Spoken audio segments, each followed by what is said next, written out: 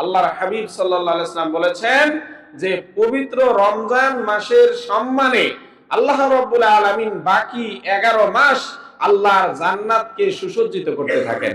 সুবহানাল্লাহ বলেন। 11 মাস জান্নাতকে সাজানো হয় রমজান মাসের জন্য। সুবহানাল্লাহ বলেন। কারণ ফুতিহাত লাহু আবওয়াবুল জান্নাহ, রমজানে যেহেতু জান্নাতের সবগুলো দরজা কি করে দেওয়া হবে, খুলে দেওয়া হবে। এই রমজানের সম্মানে বাকি 11 মাস আল্লাহর জান্নাতকে আল্লাহর রহমতের ফেরেশতারা সুসজ্জিত করতে থাকেন। বলেন না সুবহানাল্লাহ। সেই জান্নাত কার জন্য? আপনার আমার জন্য।